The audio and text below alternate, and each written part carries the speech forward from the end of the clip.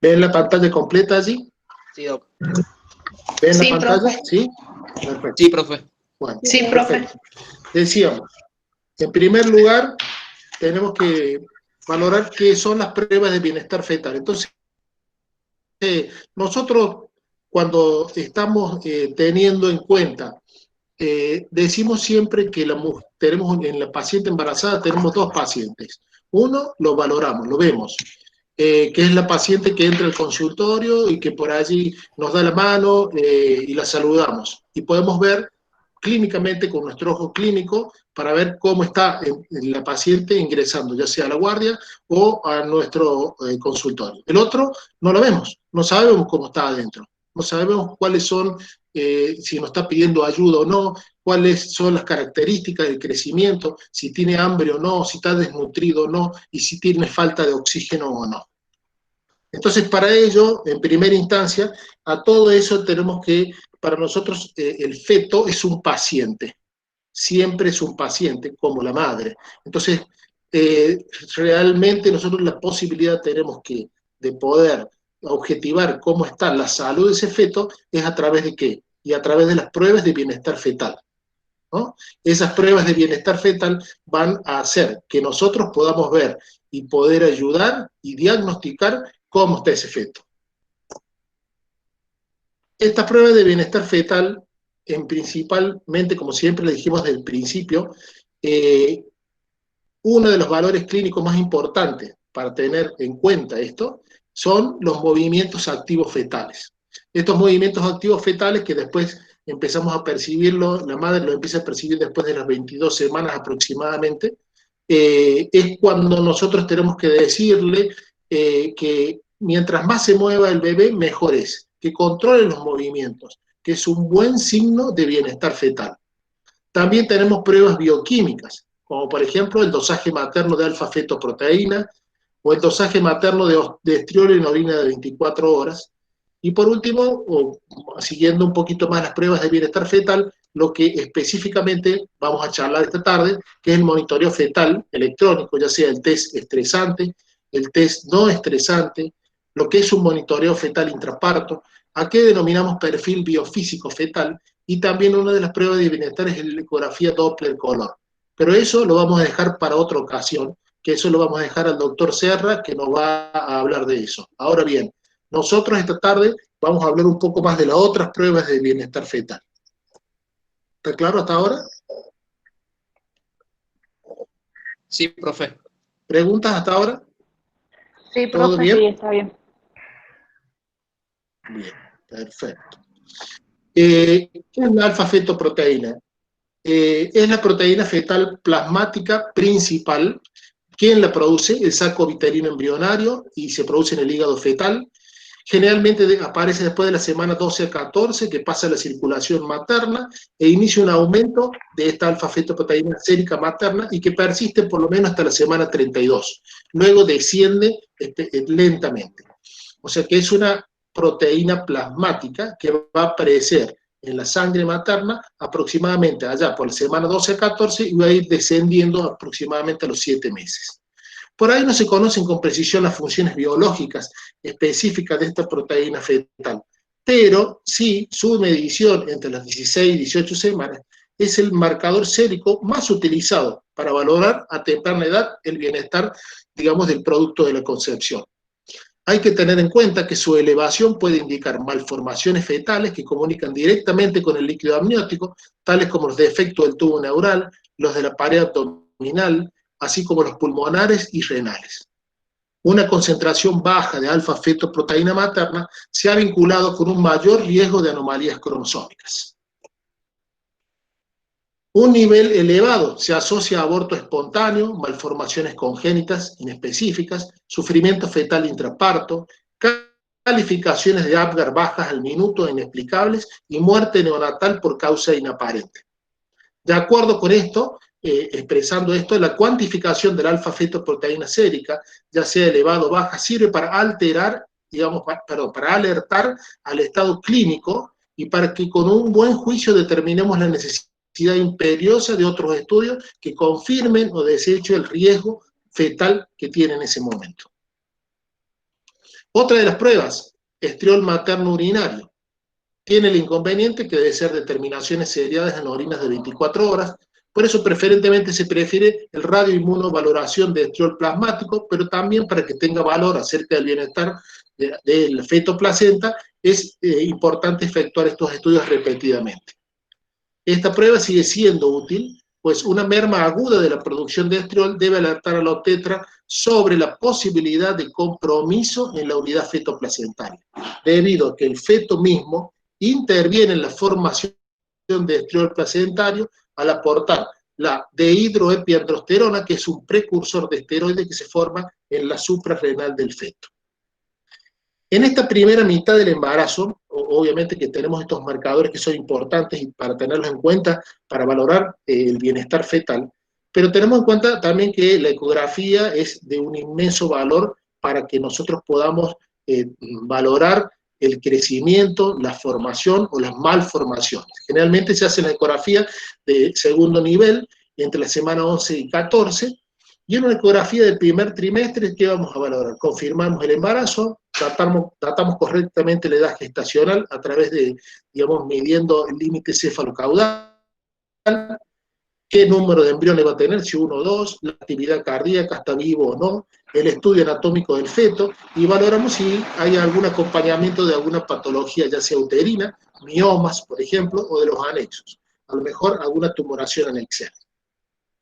El cribado de cromosomopatías en esta primera etapa, ¿qué tenemos que tener en cuenta? La edad materna, más de 35 años, y los marcadores bioquímicos, como la proteína transportadora A, la porción libre de la subunidad beta de gonadotrofina coriónica humana, y también tenemos que tener en cuenta el factor de crecimiento placentario. Estos tres marcadores bioquímicos, si están más elevados de lo normal, nos van a hablar sobre una posibilidad de afección del feto con alguna cromosomopatía. Esto se acompaña con las imágenes, con el marcador ecográfico. Ahí tenemos que, en esta primera instancia, en semana 11-14, tenemos que valorar tres parámetros en principio. La translucencia nucal, la presencia del hueso nasal y la alteración. Este cribado de cromosomopatías, ¿para qué nos sirve? Y sobre todo para hacer un diagnóstico de las trisomías o de las cromosomopatías más comunes. ¿Cuáles son, doctor? La trisomía 21, síndrome de Down, trisomía 18, síndrome de Edwards, y trisomía 13, síndrome de Paton. Estos resultados, ya sean ecográficos, con donde valoramos todas estas alteraciones que puede presentar el feto, más los de laboratorio, se llevan un software de cálculo de riesgo. Perdón. Esto va a ser si vamos a tener un resultado en donde si tenemos un alto riesgo para cromosomopatías, podemos incidir en que vamos a estar frente a poder hacer una biopsia corial, biopsia de vellosidades coriales, o una amniocentesis para estudio del líquido amniótico.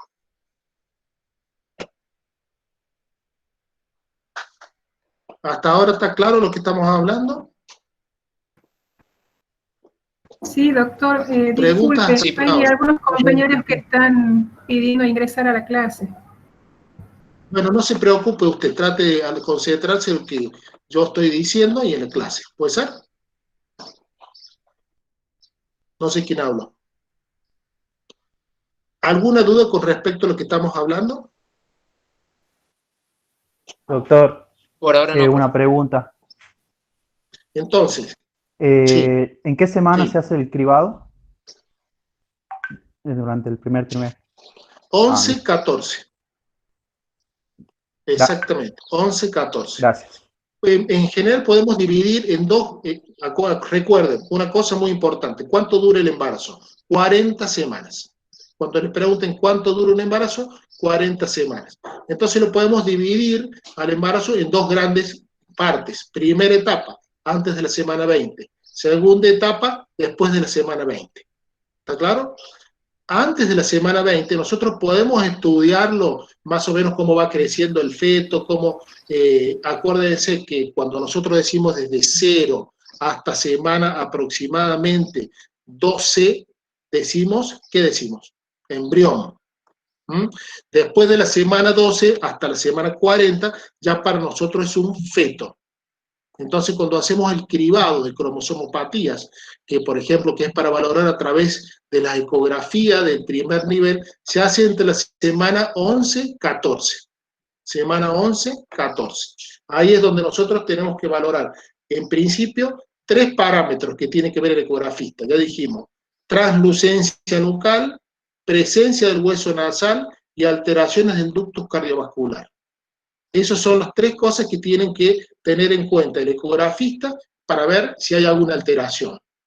Eso conjuntamente, si es una paciente de riesgo, ¿a qué decimos paciente de riesgo? Aquella paciente que tiene una edad más de 35 años, por ejemplo, que ha tenido antecedentes patológicos de niños con cromosomopatías, fetos muertos in útero, abortos a repetición, es en el momento en el cual a esta paciente obviamente es necesario, súper necesario, realizar no solamente el laboratorio para las cromosomopatías, sino la ecografía de la semana 11-14.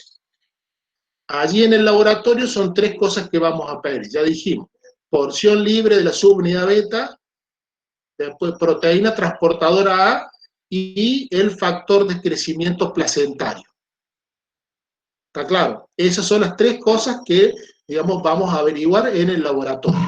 Eso, como habíamos dicho y como estábamos diciendo, conjuntamente con los resultados de la ecografía, se pone en un software de computadora y ahí nosotros valoramos el riesgo que esa madre tiene de tener alguna de estas patologías. ¿Hasta ahí está claro? ¿Tienen alguna duda de lo que estamos hablando? Los que no tienen prendidas las cámaras, por favor, préndanlas. No quiero que después tengamos problemas con la asistencia. Me parece que ya somos grandes y ya no me gusta estar repitiendo cada rato lo mismo. Así que le agradecería. ¿Está claro? ¿Preguntas hasta sí, ahora? Muy bien. Bueno, dijimos, antes de la semana 20, entonces, ¿cómo valoramos el crecimiento? Fundamentalmente de esa manera. Muy bien.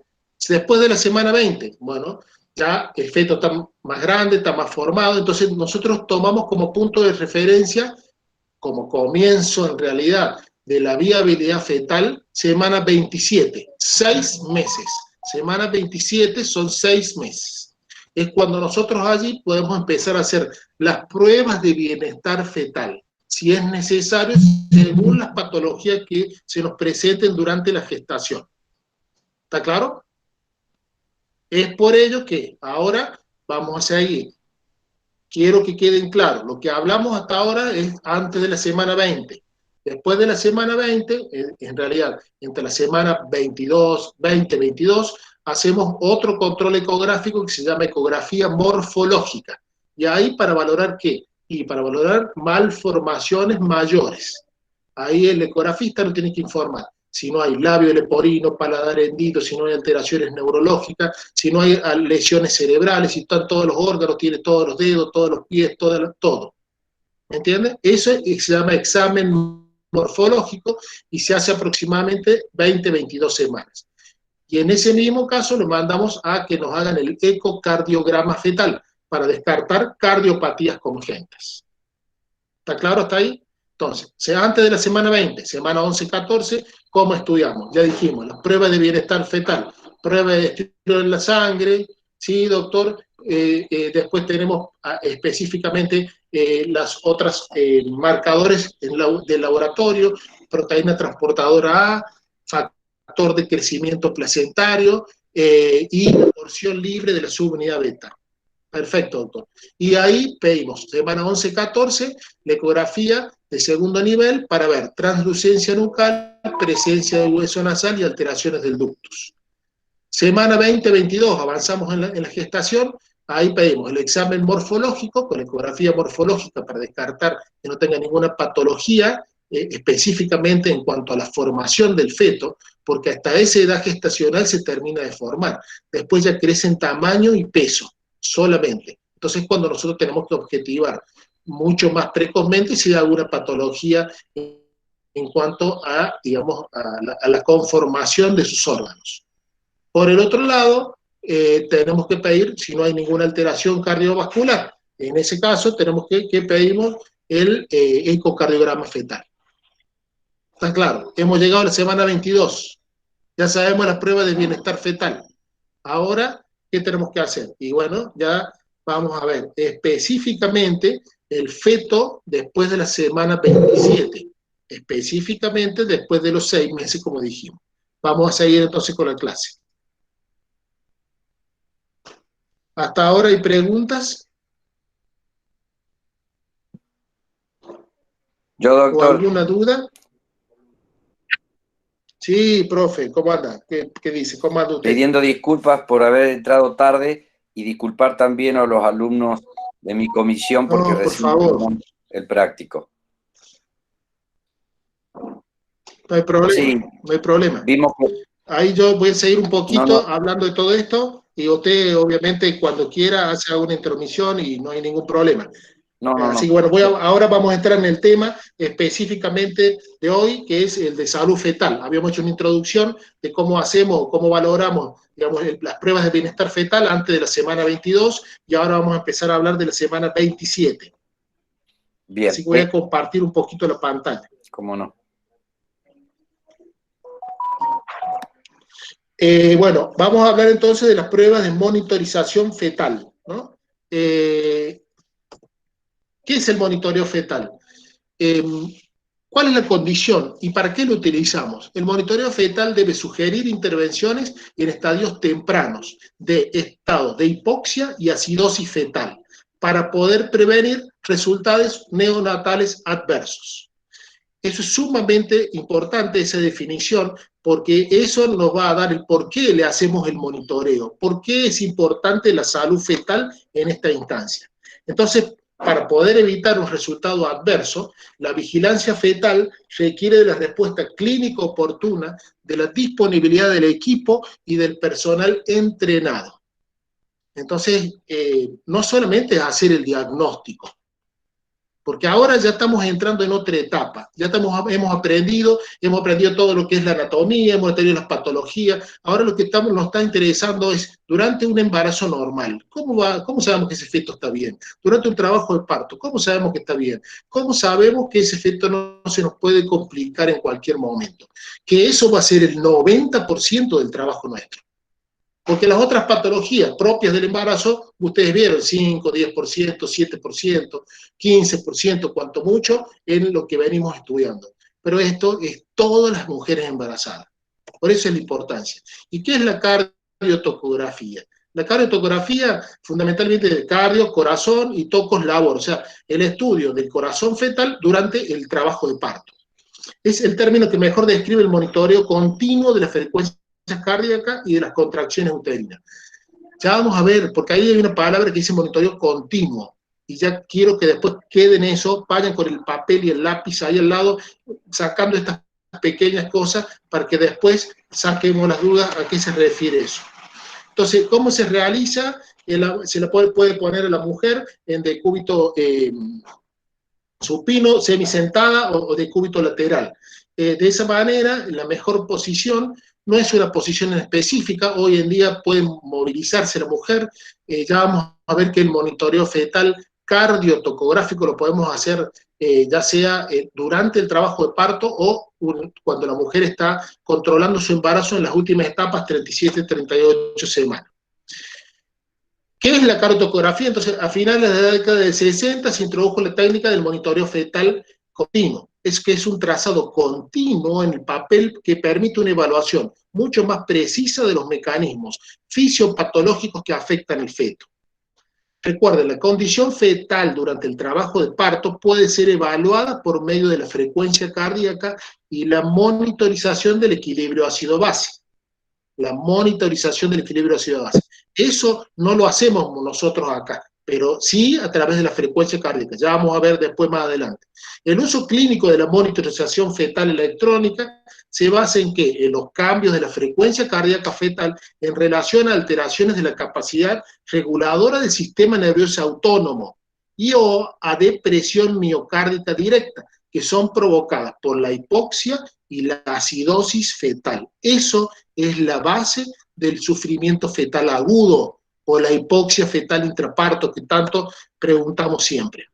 Entonces, ¿qué es el monitoreo fetal electrónico? ¿Para qué sirve? Método que permite en el embarazo detectar los latidos cardiofetales, los movimientos cardiofetales y en el parto, además, las contracciones uterinas. Entonces, durante el embarazo, el monitoreo fetal podemos decir que lo podemos dividir un test no estresante, un test estimulado o un monitoreo estresante, o prueba de pose o prueba de las contracciones. Tengamos en cuenta eso. Y durante el parto, ese monitoreo fetal electrónico puede ser intraparto continuo, como habíamos dicho al principio, o intermitente. Y ya vamos a ver específicamente en cuál vamos a dar cada uno.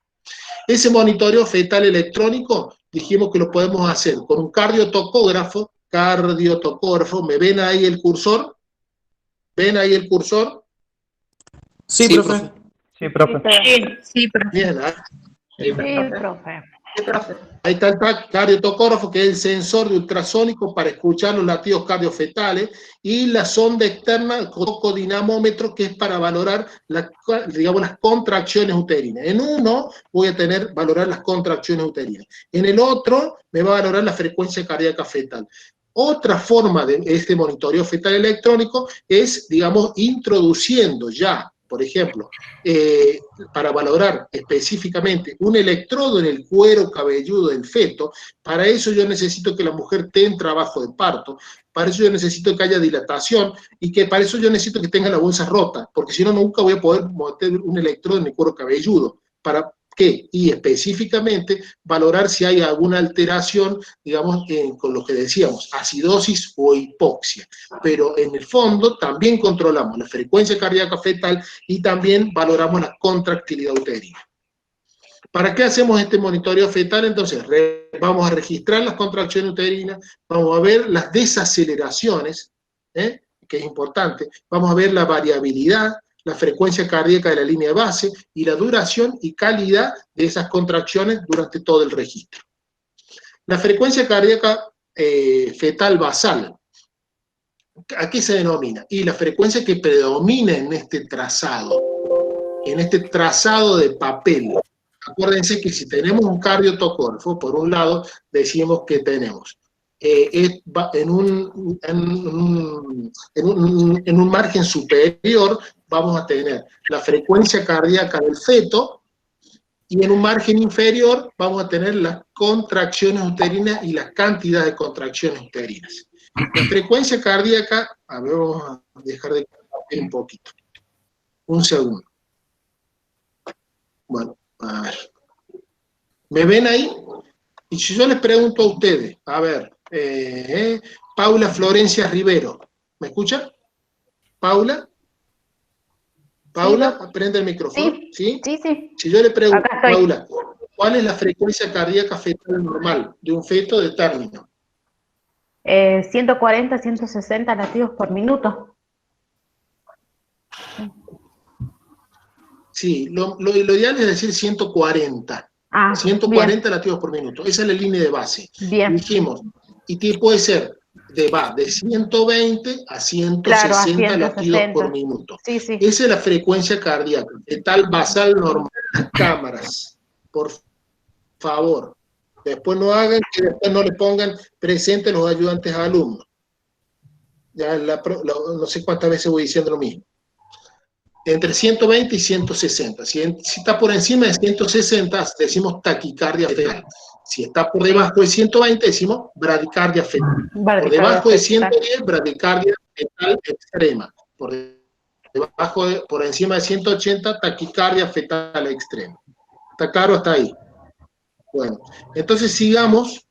Voy a seguir compartiendo ahora pantalla. Sigamos un poquito más adelantándonos en estos conceptos.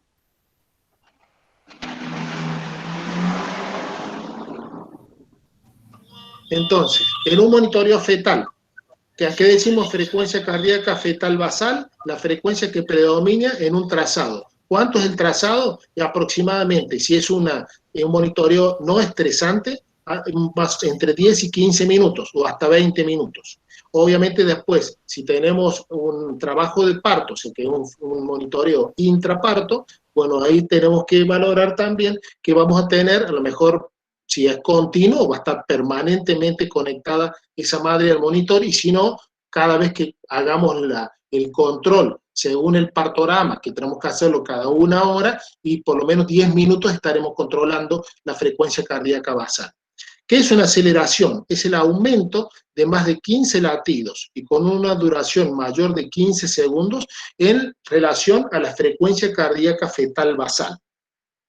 Un aumento de la cantidad de latidos por encima de 15 de la basal, a eso le decimos una aceleración. ¿Qué es desaceleración? Disminución de más de 15 latidos y con una duración mayor de 15 segundos en relación a la frecuencia cardíaca fetal basal. Variabilidad es la oscilación de la frecuencia cardíaca entre latido y latido. Entonces, acá, por ejemplo, si empezamos a ver algunos monitoreos, vemos que acá por encima, la línea, el trazado superior, vamos a ver la frecuencia cardíaca del bebé, y por aquí debajo las contracciones uterinas. Y van a ver que están entre 100, 160, 180, 200. Entonces vamos a ver ahí nosotros cuál es la frecuencia cardíaca fetal basal. En esta aproximadamente está entre 110 y 160. Taquicardia, dijimos más de 160 latidos por minuto. Bradicardia, menor de 100 latidos por minuto. Esto es la variabilidad. La variabilidad, dijimos, el ascenso y el descenso de la frecuencia cardíaca por encima o por debajo de lo normal. ¿Qué es de la línea de base? ¿Qué es lo normal? Entre 5 y 25 latidos por minuto. O sea, una variabilidad normal se produce que entre el ascenso y el descenso, digamos, de la frecuencia cardíaca fetal por encima o por debajo de la basal, entre 5 y 25 latidos por minuto. Después hay varios patrones, pero lo importante que me interesa es que si tiene qué tipo de variabilidad tiene. Si una variabilidad normal, miren esta variabilidad, más de 25 latidos por minuto por encima de lo normal. Esta es una variabilidad disminuida, tiene poca variabilidad. Recuerden que es lo que siempre decimos. Si ustedes dicen, ah, bueno, pero yo le controlé, doctor, y tenía 140. Ajá, bien. ¿Y cuánto tiempo le controlaste? No, le controlé 2 minutos, ahí tenía 140. Ah, bien. No va a ser, digamos, algo muy fidedigno. Yo tengo que hacer un monitoreo por lo menos como 10 minutos como mínimo. Y ahí yo tengo que, en el gráfico que me va a ir dando la máquina del cardiotocógrafo, tengo que valorar cuál es la frecuencia cardíaca, en principio, fetal basal, para después valorar cuál es la variabilidad. Una variabilidad disminuida me está hablando de signos patológicos, ¿está claro? O una pérdida total de la variabilidad también. Estos son aceleraciones, dijimos que son las aceleraciones al aumento de la frecuencia cardíaca por encima de la basal de 15 latidos por minuto y que duren más de 15 segundos. Recuerden, cada uno de estos cuadraditos dura 1 minuto aproximadamente. Acá vemos un ejemplo de aceleraciones periódicas. Y acá vemos, miren que esta mujer está en trabajo de parto. Miren las contracciones importantes que tiene. Desaceleraciones, uniformes y variables. Uniformes, el patrón redondeado, forma parecida, raramente causa pronunciada pérdida de latido. Las desaceleraciones, dijimos, caída de la frecuencia cardíaca fetal por debajo de 15 latidos que duren más de 15 segundos. Que pueden ser uniformes o variables. Estas desaceleraciones, por ejemplo, son precoces. ¿Por qué? Porque coinciden con el acmé de la contracción. Y estas, por ejemplo, son tardías. Acá está el acmé de la contracción y miren cómo la frecuencia cardíaca cae posterior al mismo. Esto tiene un nombre que ya sabemos nosotros, que seguramente ya me lo van a decir, pero ya lo vamos a repetir. Después tenemos desaceleraciones variables sencillas, desaceleraciones variables complicadas, que son aquellas que a lo mejor tienen un mayor, digamos, tienen un buen aumento de la frecuencia cardíaca un importante descenso, porque son desaceleraciones de la frecuencia cardíaca fetal, pero no coinciden a lo mejor con el acme de la contracción. Estos son otros distintos patrones de desaceleraciones, ya sean complicadas, variables o prolongadas. Miren este ejemplo de esta caída importante y prolongada de la frecuencia cardíaca fetal en relación a las contracciones. Y está independientemente de las contracciones. Porque acá tenemos un acme de esta contracción, acá tenemos un segundo acme de esta contracción, y miren cómo la frecuencia cardíaca casi entre una y otra ha disminuido notoriamente por debajo de 100 latidos por minuto. Entonces, las desaceleraciones variables, tenemos tres tipos de caídas transitorias de la frecuencia cardíaca fetal. Ustedes ya saben, los DIP tipo 1, o desaceleraciones tempranas, DIP tipo 2, o desaceleraciones tardías, y DIPs umbilicales, o desaceleraciones variables. Estas DIP tipo, a ver, pongamos algo en claro, desaceleraciones quiere decir disminución de la frecuencia cardíaca por debajo de 15 latidos por minuto de la basal. O sea, cuando nosotros le preguntemos, háblenme de los DIPs, no me hablen de si el aumento de la frecuencia, no, estamos hablando de desaceleraciones. O sea que todos estos DIPs son disminución de la frecuencia cardíaca. Unas eran tempranas, porque coinciden con el acme de la contracción. Otras eran tardías. ¿Por qué? Porque pasan después del acme de la contracción. Y otras eran variables, porque va a ser independientemente de la contracción. Las desaceleraciones tempranas, o DIP tipo 1, ¿por qué se caracterizan? Porque en el momento, digamos, es el momento de menor frecuencia cardíaca, coincide con la contracción, o sea, se produce menos de 20 segundos después y tiene un decalaje corto. Su presencia se atribuye a una estimulación refleja del vago producida, en la mayoría de los casos, por compresión de la cabeza fetal. Después derrota las membranas y después de los 5 centímetros de dilatación cervical. ¿Es normal o es patológico? Es normal. Está relacionado con un pH fetal normal, score de Apgar normales y sin signos de afectación fetal. O sea, las desaceleraciones tempranas tipo 1, que coinciden con el acme de la contracción, podemos decir que son de características normales. Sin embargo, hay que tener en cuenta que con membranas íntegras su aparición se asocia a oligoamnios que favorece la compresión del polo cefálico. Pero esas son las excepciones. Tengamos en cuenta que un DIP tipo 1 es aquella desaceleración que coincide con el acme de la contracción y que me habla, digamos, de una parte normal, no es patológica. No así las desaceleraciones tardías, o DIP tipo 2, que se dan 20 a 60 segundos después del acme de la contracción. ¿Y qué significa, doctor, eso? Que corresponden a un descenso de la presión de oxígeno que después de la contracción uterina disminuye por debajo de 18 milímetros de mercurio, que es el nivel crítico de la presión de oxígeno. Cuando el feto tiene baja reserva de oxígeno, con una presión de oxígeno próxima al nivel crítico, existe una mayor posibilidad de presentar este tipo de DIPs tipo 2. Entonces, a ocultar al feto durante e inmediatamente después de la contracción uterina, observándose que en coincidencia con el acme de la contracción o durante el periodo de relajación, la frecuencia cardíaca comienza a disminuir progresivamente, extendiéndose durante todo el periodo de relajación. Luego, esta frecuencia cardíaca se va acelerando y antes de la contracción siguiente retoma los valores basales. Entonces, el DIP tipo 2 es, digamos, aquella que nos está diciendo que hay un sufrimiento de ese feto, que está teniendo una hipoxia, que, digamos, que ese sufrimiento que se produce por el acme de la contracción, el feto no logra recuperarse adecuadamente porque su espacio intervelloso es insuficiente. Entonces no le da el oxígeno necesario que tiene que tener ese feto durante la contracción. Imagínense cuando la contracción empieza a durar más de 20 segundos, más de un minuto, en un feto que tiene un espacio intervelloso disminuido, ese sufrimiento fetal se hace mucho más pronunciado.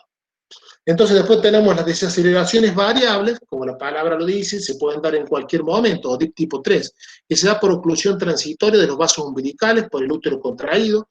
Si la oclusión es menor de 40 segundos, estimulación refleja del vago, por eso se produce esa disminución de la frecuencia cardíaca, y si la oclusión es más de 40 segundos, bueno, también puede provocar algunos signos de hipoxia fetal, ¿no? Hay que tenerlo en cuenta eso.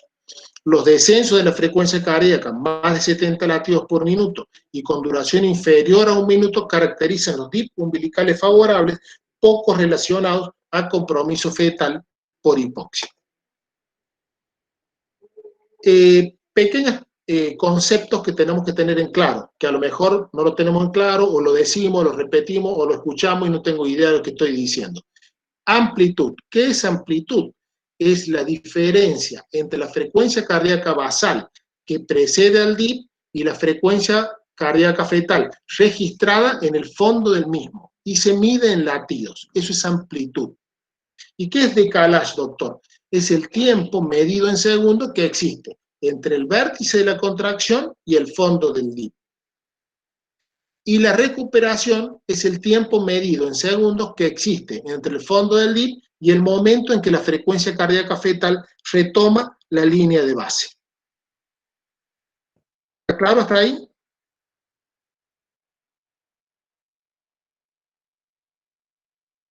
Sí, profe. ¿Preguntas? Sí, profe. ¿Alguna duda hasta ahora? ¿Está claro entonces? ¿Qué son DIP tipo 1? ¿Qué son DIP tipo 2? ¿Qué son DIP tipo 3? Profe Volati, ¿me escucha? ¿Quiere aportar? No sé si está. Bueno, Hola. lo vamos a preguntar después. Sí. Sí, profe. No, estaba, que si quería aportar algo de los DIP tipos que en No, cuanto a no, esto, DIP tipo 1, DIP tipo 2 o DIP tipo 3.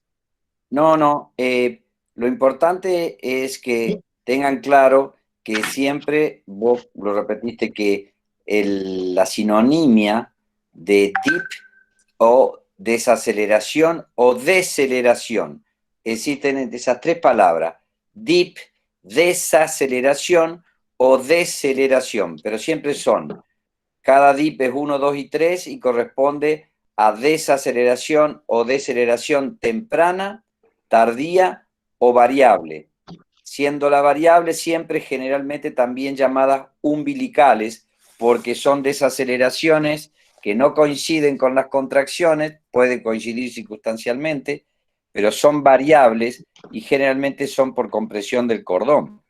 Entonces, es importante que siempre sepan que son caída de la frecuencia cardíaca fetal por debajo de la línea de base. Esa sería la definición de DIP, que DIP fue creado en la nomenclatura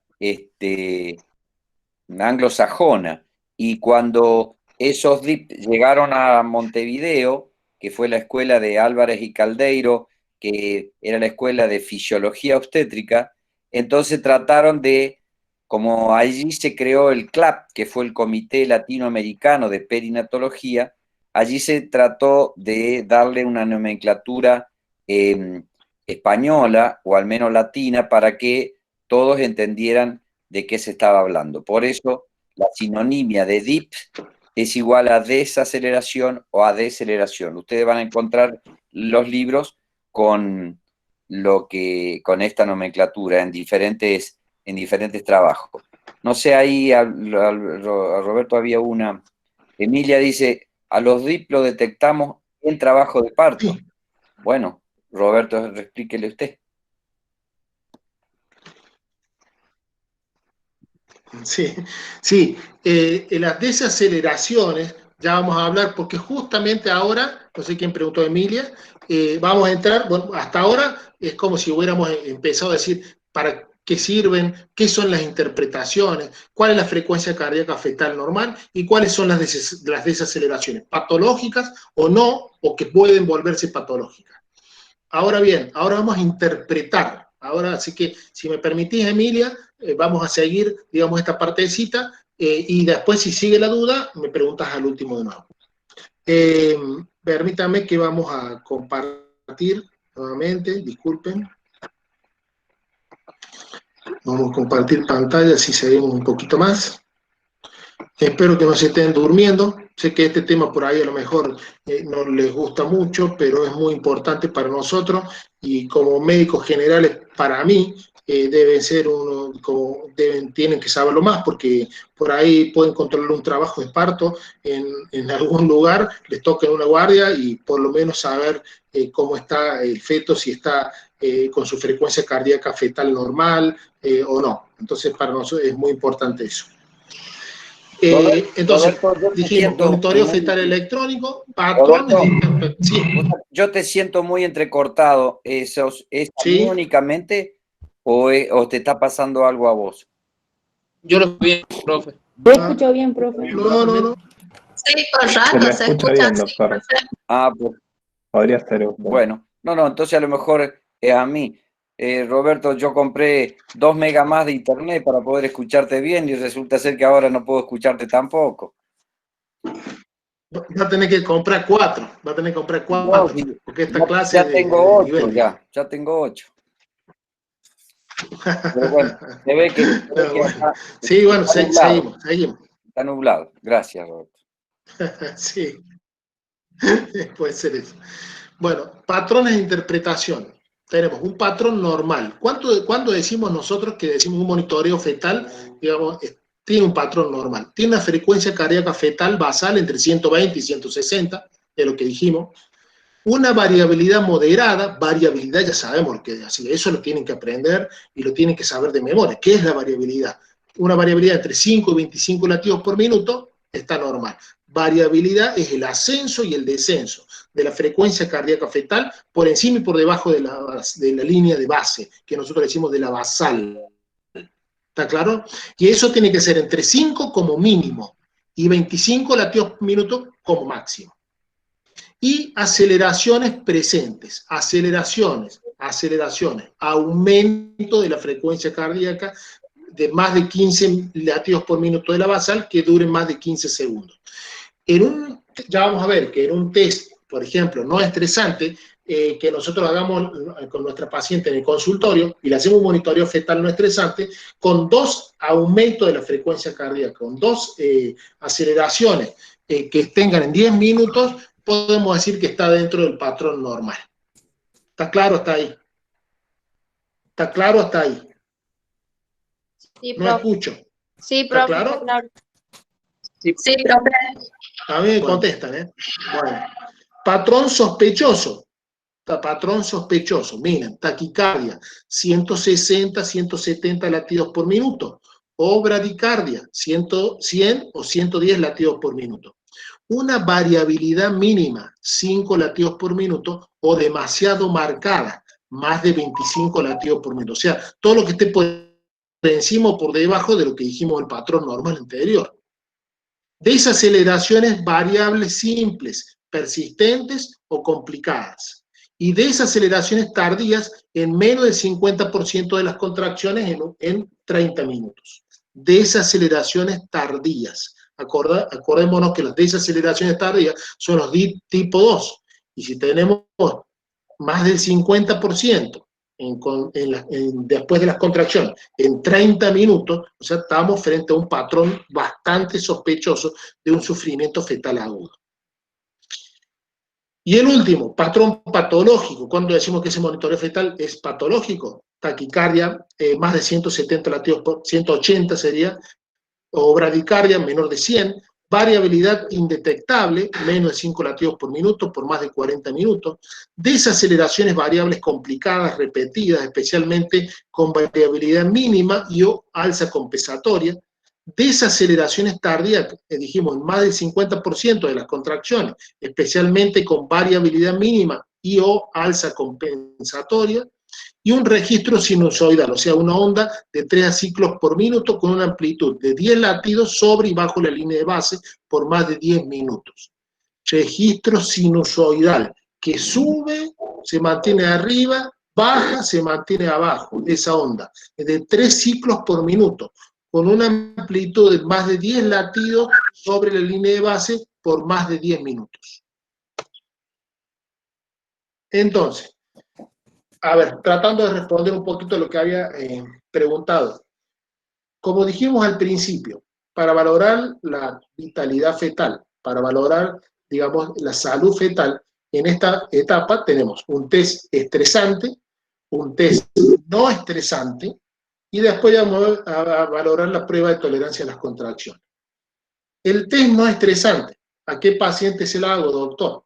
Y a toda paciente que obviamente que no está en trabajo de parto, por eso es no estresante, test no estresante, que a lo mejor llega a las 37, 38 semanas, yo la estoy controlando en el consultorio y yo tengo que valorar cómo está, porque yo vengo valorando durante todo el control, que va creciendo bien, que tiene un buen control ecográfico, que tiene un buen peso fetal, y ya llegamos a la semana 38.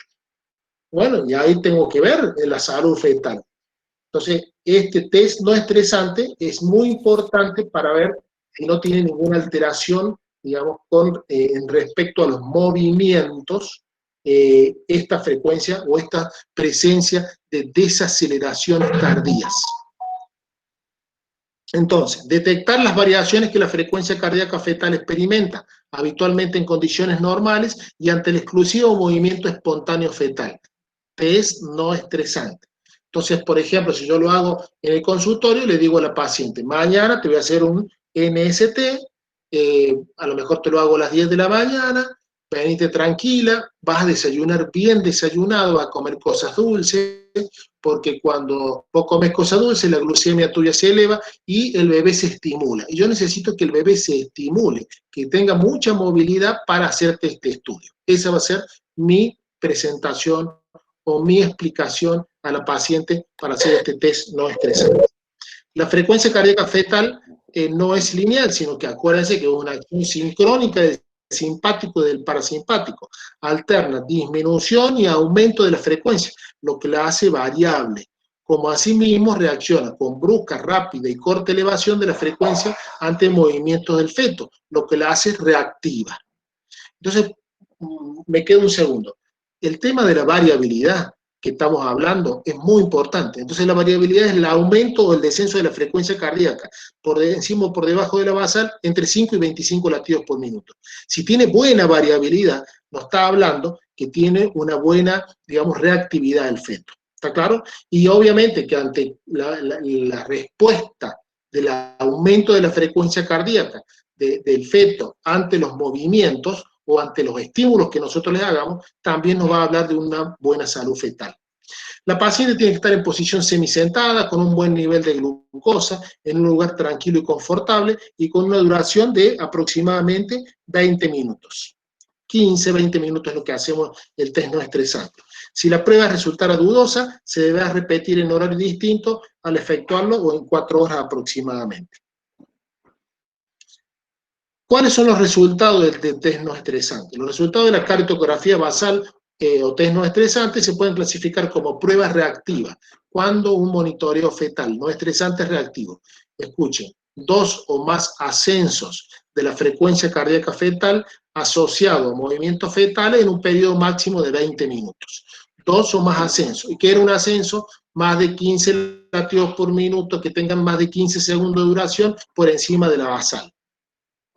Pruebas reactivas, más de 2 ascensos en 20 minutos. Prueba no reactiva, 1 o ningún ascenso de la frecuencia cardíaca fetal en el mismo tiempo estipulado. Prueba insatisfactoria, la nitidez del registro no permite calificar la prueba, caso en que debe prolongarse el tiempo del mismo. También hay otro tipo de test, el test de cardiografía estimulada. El test de estimulación vibroacústica se interpreta como prueba positiva, intensa, si hay una taquicardia fetal post-estímulo con una amplitud de más de 20 latidos y duración de más de 3 minutos. Moderada, taquicardia fetal post-estímulo con amplitud de menos de 20 latidos y duración de menos de 3 minutos. O negativa, en ausencia a respuesta a esta estimulación que nosotros le estamos haciendo. A ver, ¿está claro hasta ahí? Sí, profe. ¿Preguntas ahí?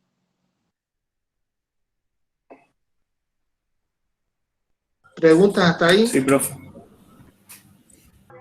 ¿Todo Profe, claro? ¿en Sí. qué momento, en el caso de que Te yo escucho. tenga un test que sea positivo, digamos, que haya presencia de algún DIP. ¿Cuándo lo vuelvo a repetir o me quedo con uno nomás? ¿Cómo sería? No sé si me explico. Bien, sí, está bien, está bien. Ya lo vemos, ya terminamos, 2 minutos, falta muy poquito y ya después hablamos más del tema. Pero quiero que me digan si van entendiendo hasta acá todo lo que vamos diciendo, tienen alguna duda de esto. El test no estresante se lo hago a una mujer que no está en trabajo de parto, no estresante, no está en trabajo de parto. Entonces una mujer que viene caminando, que viene al consultorio, que viene para control de embarazo normal, o que a lo mejor la tengo internada, como una, por ejemplo, por otra patología, por otra causa, y quiero hacerle un monitoreo fetal internada para ver cómo está el feto. Porque esto se hace a partir de la semana 28. Antes tenemos un sistema neurológico bastante inmaduro, entonces no va a ser muy fidedigno, digamos, hacer un monitoreo fetal antes de las 27, 28 semanas. No va a darnos muchos resultados, no nos va a dar muchas cosas para poder actuar a favor o en contra, pero sí después de la semana 27, 28 podemos hacer un test no estresante. ¿Está claro? ¿Está ahí? A ver si hay una pregunta en el chat. ¿Cuál sería la conducta médica ante la presencia de DIP2? Bueno, ya vamos a ver, eso ya va para el final de la charla, pero quiero primero que sepamos que es un DIP tipo 2, cuándo tenemos que verlo, cómo lo diagnosticamos, porque si no, no vamos a saber qué tenemos que hacer. ¿Está claro? ¿Hasta ahí? ¿Profe? ¿A qué se le llama la vibración vibroacústica? Bien, está bien, perfecto. La vibración, o la estimulación sería en realidad, la estimulación vibroacústica es como el monitor o el cardiotocógrafo viene como si fuera con un micrófono en el cual puede ser una corneta o como si fuera, digamos, un micrófono, como la palabra dice, un micrófono que nosotros lo acercamos digamos, a la panza de la mamá para que vibra y justamente lo estimula. La función de eso es estimularlo para ver la respuesta de la frecuencia cardíaca fetal, digamos, cuando de acuerdo al sonido o a la estimulación vibroacústica que nosotros estemos realizando. Entonces, es lo mismo que yo esté de espalda y venga usted y me asusta. Entonces, ¿cómo va a responder la frecuencia cardíaca fetal mía? Si yo no la había visto, no me preparé para eso, aumentando la frecuencia cardíaca. Entonces, de esa manera, acuérdense que tenemos un sistema simpático y un sistema parasimpático. Entonces, bueno, obviamente que eso lo maneja el sistema parasimpático. Bueno, eso es una de las formas que nosotros vamos a valorar cómo está la respuesta de la frecuencia cardíaca fetal de acuerdo a las estimulaciones que nosotros le estemos dando. No sé si está más o menos respondido. Sí, gracias. ¿Sí? Bueno, acá vamos a hacer unos ejemplos de un test no estresante. Acá vemos, por acá, el trazado superior, vemos la frecuencia cardíaca fetal.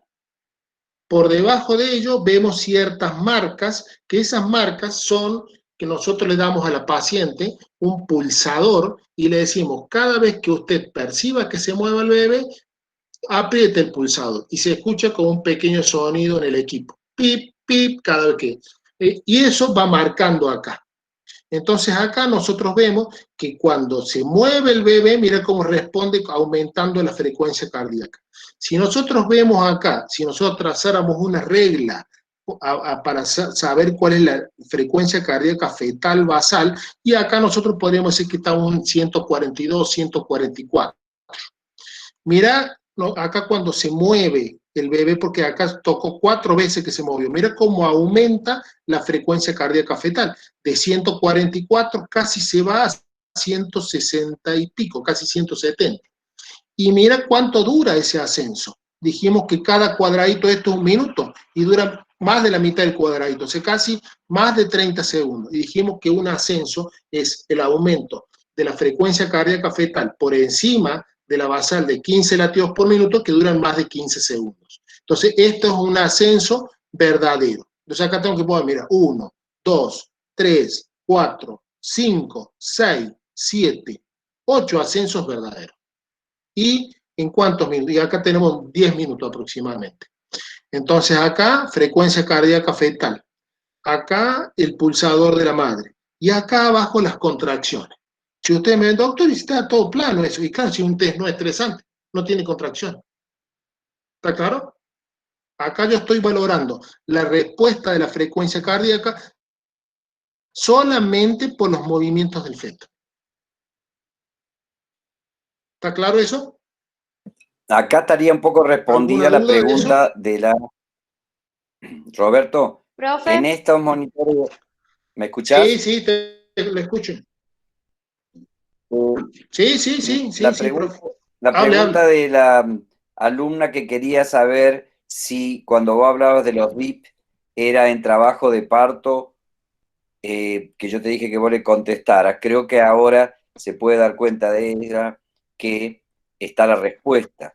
El monitoreo se va a dividir en dos partes. Sí. Uno que es el test sin estrés, que es este que estás mostrando vos, que es la respuesta a los movimientos del feto o a la respuesta al sonido que uno le pueda imprimir al feto. Por eso la marca tiene las dos finalidades, que la madre siente el movimiento y a su vez que suene un ruido, porque los ruidos también hacen que los fetos se estimulen. Es decir, algunos están dormidos y seguramente que el ruido los despierta. O cuál será el sistema de vibraciones que le produce para que eso haga que el feto acelere su frecuencia cardíaca. Y lo importante es tener en cuenta, como decía Roberto, la frecuencia de base, que debe tomarse siempre en cada monitoreo. Tomando una ventana de 10 minutos, se pone un papel a la altura donde está la media, que sería de la media entre los ascensos y los descensos, y eso sería la línea de base. Por lo tanto, la variabilidad, que estaba preguntando también uno de los alumnos, es cuántas veces cruza la línea de base, tanto en ascenso como en descenso. Si hay buena variabilidad, y no te quiero quitar el lugar, Roberto, me lo vas a explicar seguramente vos, ¿a qué se le llama? No, maestro, sí, por favor. Variabilidad, por favor, no. porque la variabilidad también se debe tener en cuenta latido a latido, porque un ejemplo, si yo te hubiese un registro silente, significa 140 permanentemente, que es como una línea, eso no tiene variabilidad, y eso, por más que tenga buena frecuencia, es un signo ominoso que generalmente se da en un feto que está deprimido o en un feto que es RH negativo muy sensibilizado, en donde mantiene la frecuencia, pero no tiene la capacidad de respuesta neurológica de responder a los estímulos con ascensos o descensos. Entonces, la buena variabilidad es la cantidad de veces que cruza una frecuencia cardíaca tomando la línea de base, por encima y por debajo. Estoy buscando una diapositiva donde hablaba de variabilidad y de reactividad, hasta ahora no la he encontrado, pero le quería decir a la alumna que había preguntado que este monitoreo es fuera del trabajo de parto. Los DIP van a ser en un monitoreo dentro del trabajo de parto porque lo vamos a estar chequeando con las contracciones. Para que haya contracciones, generalmente tenemos trabajo de parto. ¿Listo, Roberto? Adelante, Roberto. Perfecto, gracias, profe. Eso quedó claro. Sí, perfecto. Eso en cuanto al test no estresante. Está claro, quedó claro. Como lo dijo el profe, no estresante. NST, las siglas en inglés. Que lo más coche, le hicieron el NST. ¿Cómo salió el NST? Bueno, es eso. Se están refiriendo al test no estresante. Pero también tenemos un test estresante. Y este es el test de la tolerancia a las contracciones uterinas, también llamada test de Pose u OCT, también denominado. que a los médicos nos encanta hablar todo en siglas, ustedes habrán visto ya. Está en TP, es una PP, bueno, todo en siglas, nunca podemos decir está en trabajo de parto o de una amenaza de parto prematuro. Pero bueno, las contracciones uterinas provocan disminución temporal del intercambio materno-fetal, debido a que al pinzamiento de los vasos uterinos que determinan un estancamiento o un éxtasis en el espacio intervelloso. Y eso va a significar privación de oxígeno. Algunos segundos después de las contracciones, la presión de oxígeno fetal va a disminuir. Entonces el cesar enseguida vuelve a los niveles anteriores, configurándose de esta forma la hipoxia intermitente producida por las metrosístoles. Metrosístoles, las contracciones del útero. ¿Está claro? Entonces, este test estresante va a poder evaluarse como que es un patrón normal, si es adecuada la reserva placentaria, o sea, si la función respiratoria placentaria es normal. Entonces, la disminución en la oxigenación será bien tolerada y la frecuencia cardíaca no sufrirá alteraciones significativas. Y un patrón patológico, y cuando aparecen las desaceleraciones tardías o tipo 2. ¿Qué quiere decir eso? Que la reserva placentaria se agota y la hipoxia provoca bradicardia. No hay una buena recuperación.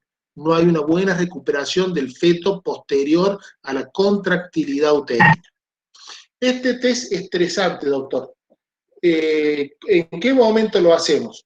Y esto, supongamos, tengo una paciente que estamos viéndola con el doctor Serra, a lo mejor en el hospital, y es una paciente primigesta, le hemos hecho la pelvigrafía interna, tiene una pelvis complaciente, viene con un crecimiento normal, el doctor Serra le hizo la ecografía y me dice, Roberto, no es un chico grande, pesa 3 kilos 400, está un crecimiento normal, está todo bien. Tiene una buena ubicación placentaria, ¿y por qué? Y bueno, porque la placenta no es una placenta previa, una placenta fúndida, quédate tranquilo.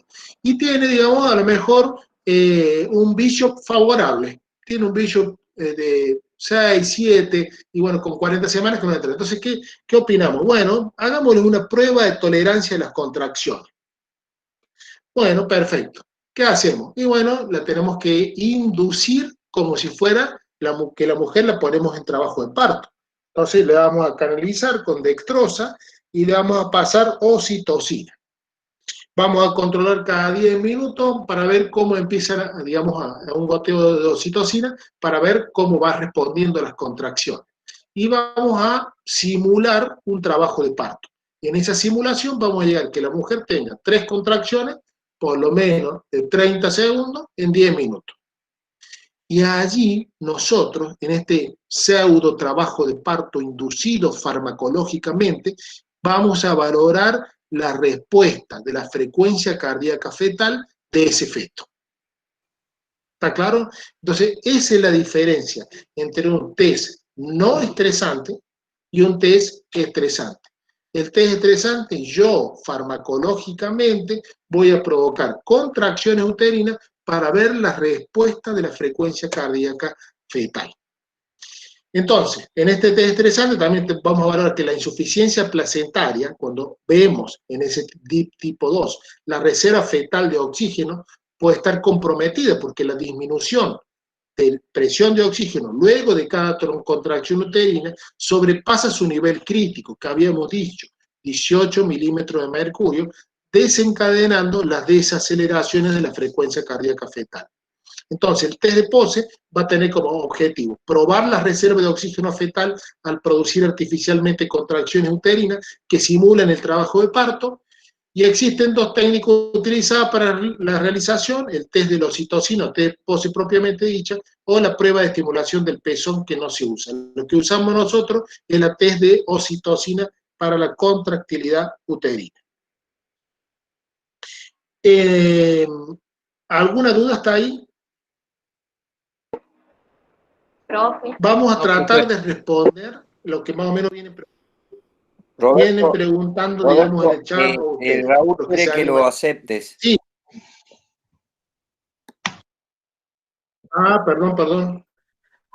Ya estoy acá, estoy escuchando atentamente ya hace unos minutos. Sí. Ah, bueno, ¿Quién te gracias. aceptó? Porque me parece que lo había aceptado y es raro. Pues, Sí, sí, no, pues, muchas gracias. yo lo acepté, doctor. Sí, disculpe la demora. Al doctor Serra es un honor aceptarlo, digamos. No, está bien. No, No, me admitía, me sentí un poco discriminado. Roberto, ¿qué te parece si le mostrás las diapositivas esas? No sé si se las mostraste en la clase, con los ejemplos de lo que era el NST y los DIP 1, 2 y 3.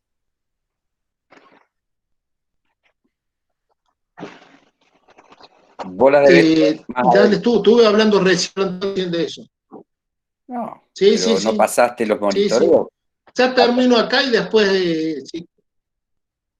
No, ahora ya creo que están ahora los que vienen. Ah, bueno, perfecto. A ver si son eso lo que usted me dice. Bueno. Ahí ven, digamos, la pantalla, sí, ¿no es cierto? Sí, profe. ¿A los alumnos? ¿Ven bien? Sí, profe. Sí, el test es estresante. Entonces, ¿qué dijimos? Consiste en una estimulación de las contracciones uterinas, administrando citocina en goteo, dijimos, para alcanzar por lo menos 10 contracciones, 30 milímetros de mercurio. Si con las contracciones se produjeran DIP tipo 2 en una proporción del 50% o más, se considera que las contracciones uterinas son potencialmente nocivas para un feto con capacidad de reserva respiratoria disminuida.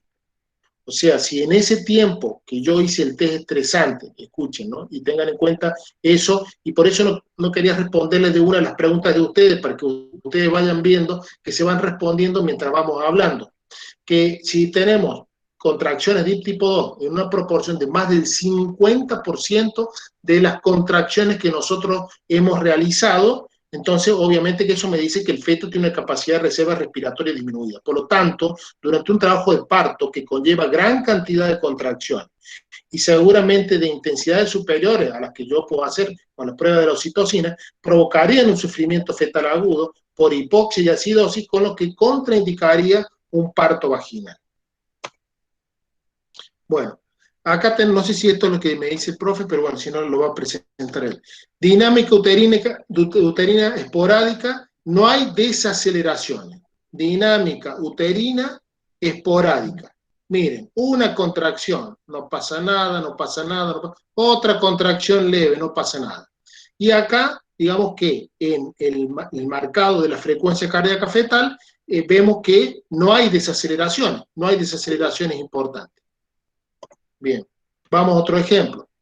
Este, por ejemplo, es un patrón normal, hay aceleraciones, no hay desaceleraciones y las contracciones son cada 2 a 3 minutos. Miren la diferencia del que veíamos recién. Miren la cantidad de contracciones que tiene, está en un trabajo de parto franco, y el patrón de la frecuencia cardíaca estaría dentro de parámetros normales. Y no hay desaceleraciones. Miren, no hay descenso de la frecuencia cardíaca fetal. Y si ponemos la línea de base, está entre 120 y 140. O sea que tiene 130 latidos por minuto de base. Así que está dentro de parámetros normales. Miren este test estresante patológico. Desaceleraciones tardías con hipertonía uterina. Miren lo marcado de las contracciones uterinas, lo marcado del acné de la contracción y de la cantidad de contracciones que tiene. Miren la respuesta de la frecuencia cardíaca fetal. Al haber hipertonía hay desaceleraciones tardías. Miren acá, esta contracción, por ejemplo, aumenta la frecuencia cardíaca y disminuye después del acné de la contracción. Ese es un DIP tipo 2. Este es otro DIP tipo 2. Este es otro DIP tipo 2. ¿Está claro? Este es un test estresante patológico. ¿Está claro hasta ahí? Sí, profe. Miren esto, lo que decía el ejemplo del profe, que decía recién con respecto a la variabilidad. Aumento importante de las contracciones, con buena acné de la contracción. Miren esas contracciones, cómo está en trabajo de parto. Miren la frecuencia cardíaca del bebé. Y decía, doctor, pero tiene 140, está bien. Miren la variabilidad.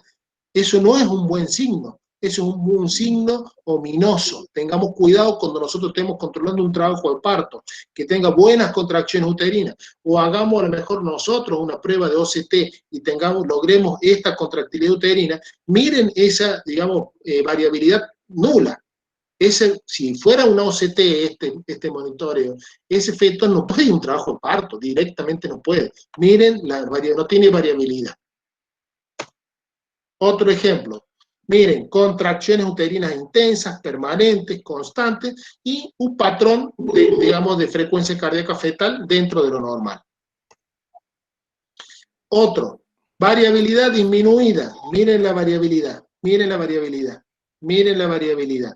Miren las contracciones, intensas contracciones, rítmicas, constantes, y encima de una variabilidad disminuida, mire dónde está la frecuencia cardíaca fetal basal, 160, casi 170 latidos por minuto.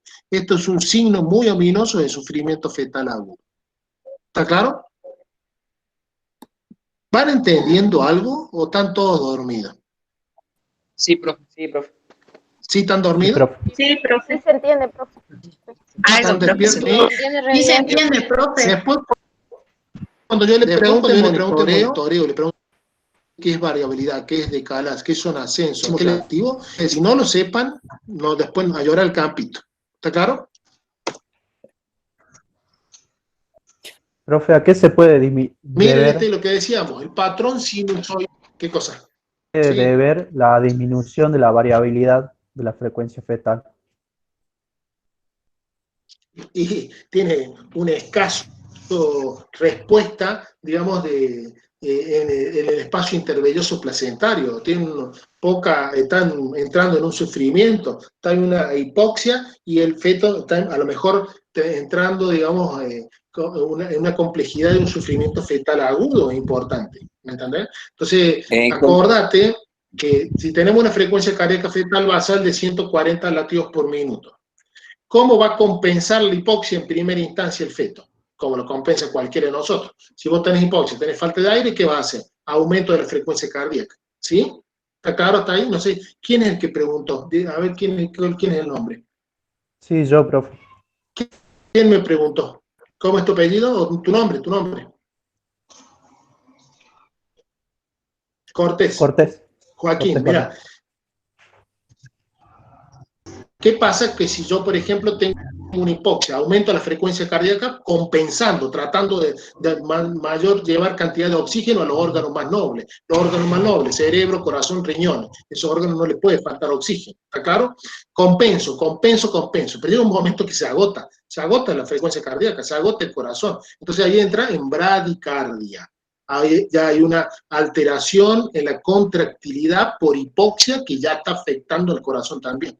Ese ya es, o sea, no es que el feto va a entrar en un sufrimiento fetal agudo, digamos, que no va a poder recuperarse de un minuto a otro. No, el feto va a tratar de compensar, quiere vivir, va a defenderse él de la hipoxia. En primer lugar, aumentando la frecuencia cardíaca. Aumenta la frecuencia cardíaca, pero con escasa variabilidad. Pero después, cuando estamos en bradicardia, si contamos una bradicardia extrema, ya estamos en la última etapa del sufrimiento fetal agudo. Estamos prontos a no tener feto. La muerte fetal, alumnos, es un problema muy complejo en todo el mundo. La Federación Internacional de Ginecología y Obstetricia ha hecho, digamos, pautas para monitoreo fetal electrónico. Entonces, todos tenemos que actuar de la misma manera. Todos, ¿qué tenemos que hacer cuando estamos en presencia de algo? Bueno, nosotros lo que estamos aprendiendo acá es el ABC del monitoreo. ¿Qué significa cada uno? Y después, una vez que sepamos qué significa, y tenemos que ver dónde estamos trabajando, estamos capacitados para solucionar ese problema y cómo tenemos que hacer. Joaquín, ¿más o menos está claro? Sí. Sí, quisiera agregarle algo Sí, a la profe, pregunta sí. del alumno. Sí. Él preguntaba por qué. Sí. Entonces, miren ustedes lo importante que es estudiar y empezar a relacionar las cosas que se estudian y no estudiar de memoria sin el razonamiento. Elemento que permanentemente nosotros inculcamos en los trabajos prácticos y también en cada vez que tenemos la oportunidad. Es aprender la etio y la fisiopatogenia de las cosas. Cuando hablamos y les hablamos del ciclo de Krebs, Y ustedes dicen, ¿pero para qué? Cuando lo estudiaban decía, ¿para qué me sirve eso?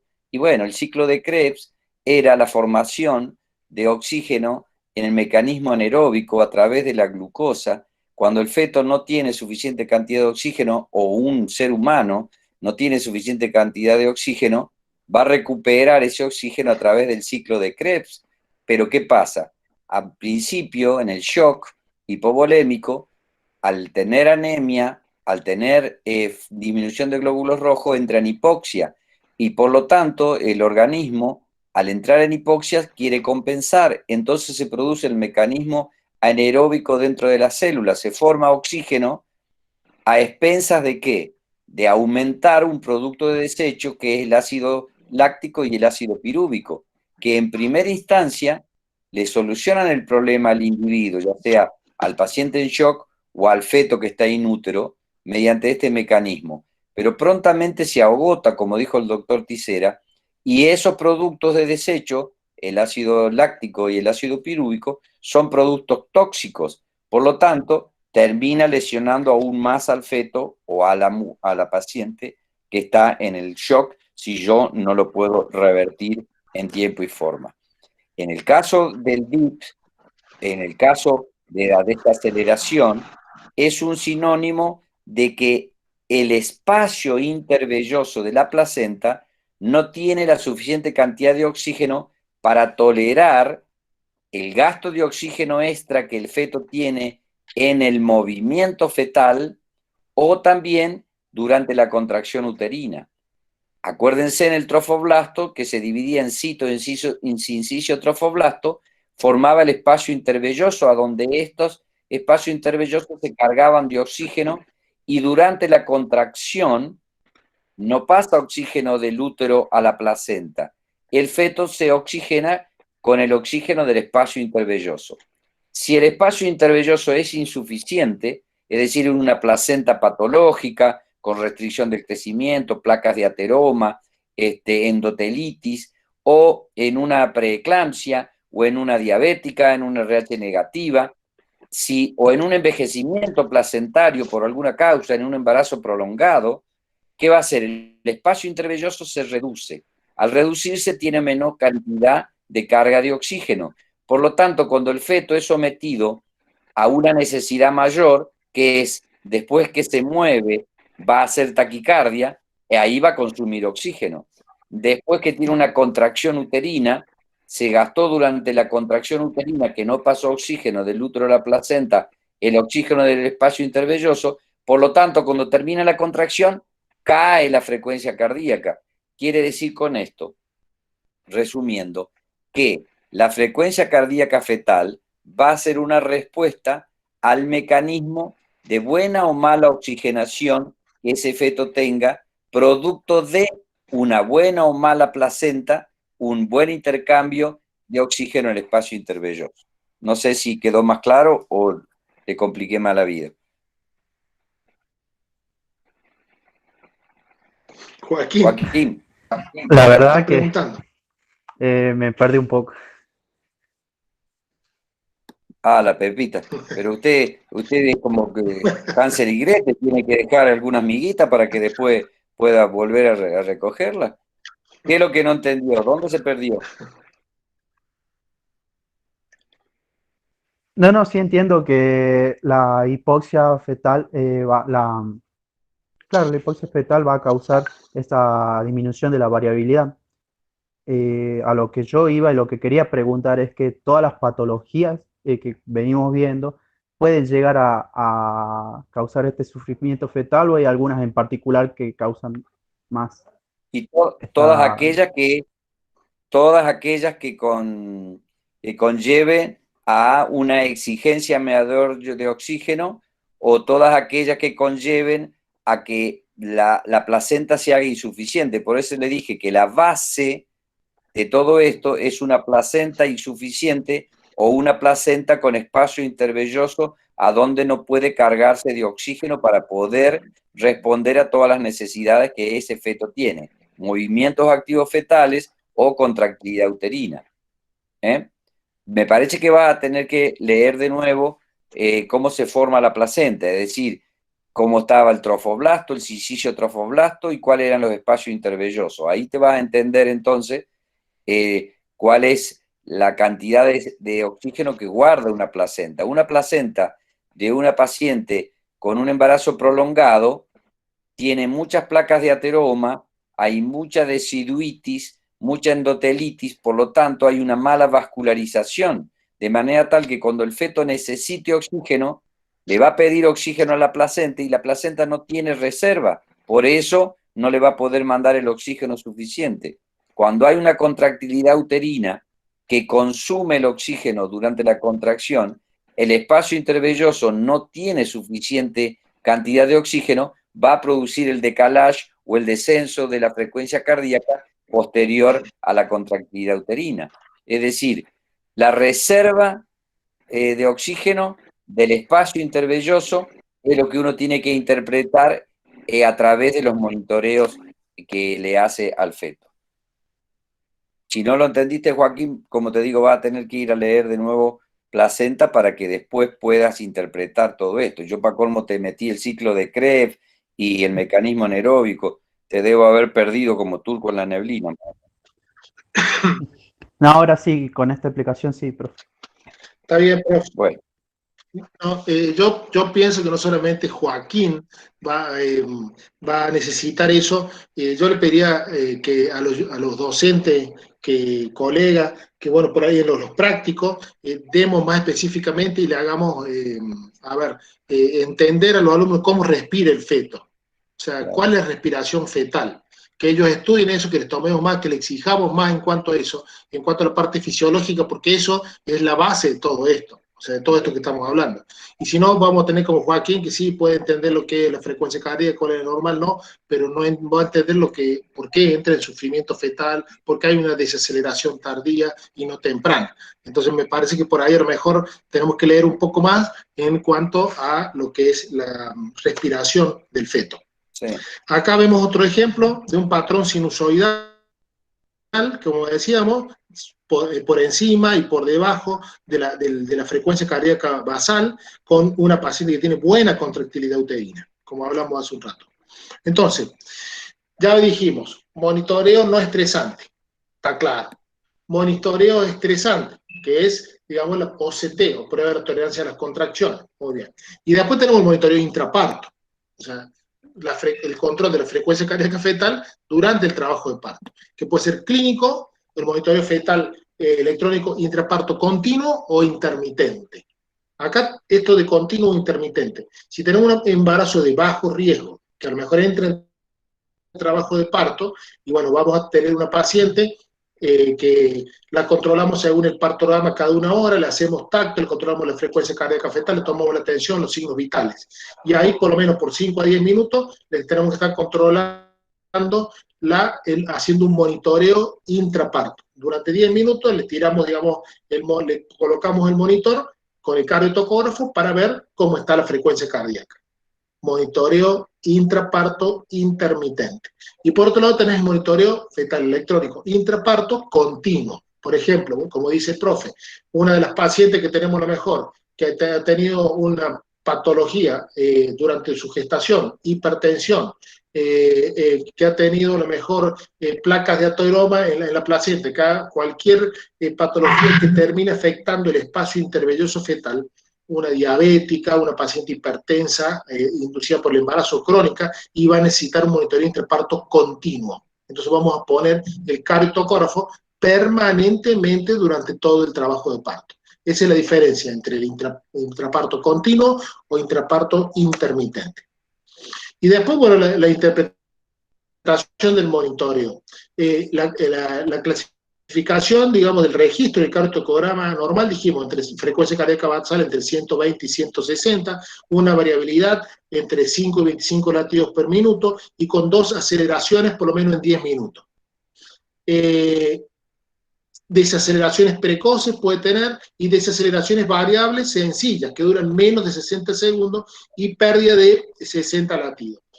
¿Qué quiere decir esto? Que bueno, por ahí vas a tener DIP tipo 1 o DIP tipo 3 durante un trabajo de parto con esta monitorización, pero va a ser un cardiotocograma normal. Dudoso, ya dijimos, por debajo o por encima de la frecuencia cardíaca normal, entre 100 y 100, entre 110 y 120, o más de 160, 170 latidos por minuto. Que ya la variabilidad esté disminuida, ¿no es cierto? Y pueden empezar a aparecer desaceleraciones variables simples que duran menos de 60 segundos y descenso de más de 60 latidos.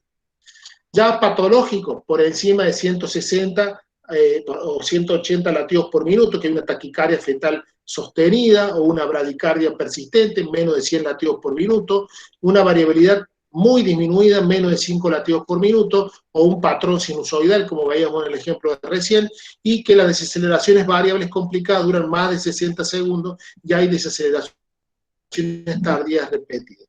Ominoso, falta total de variabilidad o reactividad, con o sin desaceleraciones o bradicardia fetal permanente. Para decir, en principio, esto también lo cambió un poco la FIGO ahora, pero en general esto lo mantuvo, que un patrón, digamos, normal, como ya hemos dicho, frecuencia cardíaca fetal basal entre 120 y 160 latidos por minuto, una variabilidad mínima a moderada, entre 5 y 25 latidos por minuto, sin desaceleraciones o desaceleración temprana leve moderada o desaceleraciones variables leves. Esto nos va a hablar de un feto sano que nos asegura, digamos, el bienestar fetal durante este monitoreo que le estamos haciendo intraparto.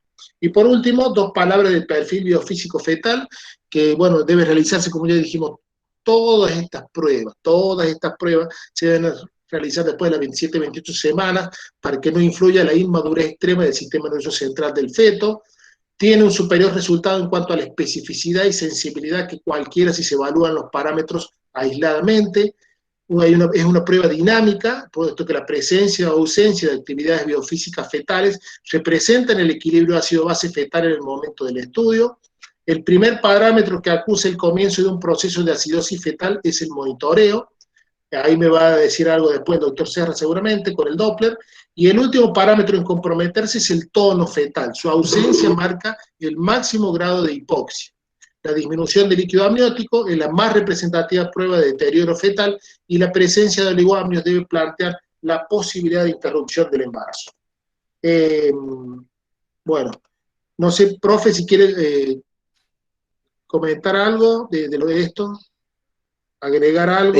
No, te estaba escuchando atentamente, estoy obsesionado buscando... Yo lo había dividido entre 22, como para que les quede claro a ellos. El estudio de la salud fetal lo podemos estudiar durante toda la gestación. El embarazo dura 40 semanas. Podemos dividirlo antes de las 20 semanas, o primera mitad del embarazo y segunda mitad del embarazo. Primera mitad del embarazo, como ya Raúl dijo varias veces, cómo lo estudiamos al feto. Y semana 11-14 para ver, digamos, el cribado de cromosomopatía, no solamente con ecografía, como dijimos, sino también, como dijimos, con pruebas bioquímicas. Después tenemos eso, 11-14 semanas, que ya lo hablamos. Después entre las 20-22 semanas, estudio morfológico, ecográfico y pruebas de ecocardiograma fetal.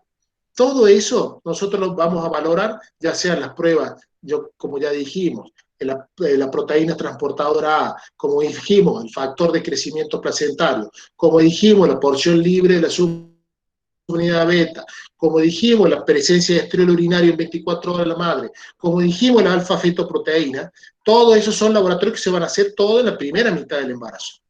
Después, el doctor Serra nos va a decir si morfológicamente entre las 20 y 22 semanas se ha formado bien, no tiene ninguna malformación.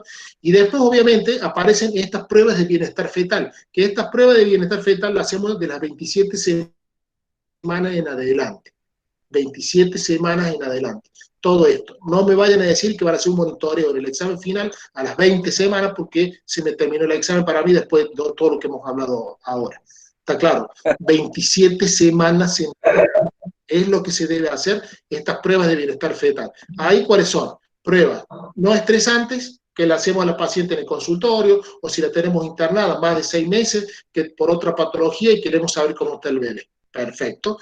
Después tenemos pruebas estresantes, OCT, una paciente que como determina 40, 41 semanas, que yo quiero ver si puedo hacer una prueba de parto, hago esta prueba de tolerancia a las contracciones, para ver que se va bancar el feto, la contracción uterina, me va a hacer DIP tipo 2 durante esta prueba que estoy haciendo. Entonces, para ver cuál va a ser la vía de finalización del embarazo. Y por último, esto que estamos haciendo, ya estamos en trabajo de parto. Ubíquense, estamos en trabajo de parto y ya veremos si esta mujer es un embarazo de riesgo, de alto riesgo o de bajo riesgo. Si es de bajo riesgo, monitorización intermitente. Le hago cada 1 hora 10 minutos del NST, del cariotocógrafo, para que ver cómo está, si hace DIP tipo 2, eso es lo que estás buscando, doctor, y sí, voy buscando si no hace desaceleraciones tardías, si no hay signos de hipoxia. Y si es una paciente de alto riesgo, porque tiene una patología previa, y haré un monitoreo fetal continuo. Y por último, las pruebas de perfil biofísico fetal, que es el test de Manning, que bueno, obviamente que ya habló el otro día el doctor Serra también. Porque ahora es una de las preguntas que va a hacer, otra de las preguntas, doctor, ¿y el Doppler sí, también es una prueba de salud fetal. Pero eso lo va a hablar el doctor Serra. Dijimos que nosotros, toda la parte de ecografía, 20, 22 semanas, 11, 14, el que más sabe es el doctor Serra, así que él lo va a hablar él. Ahora nos hemos,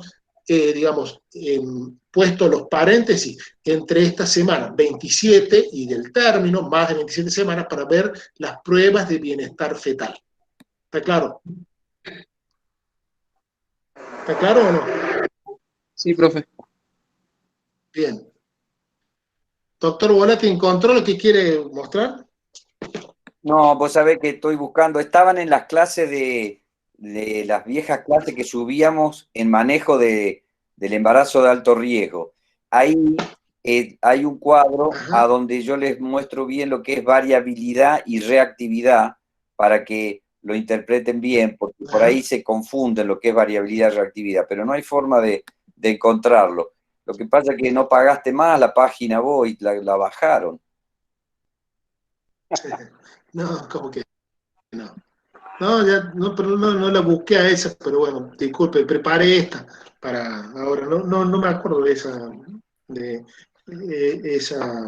slide. Pero bueno.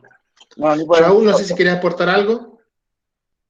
Profe, Sí. una compañera pregunta Sí. en el monitoreo con estrés, ¿cuánto se administra de oxitocina? Ajá. Bueno.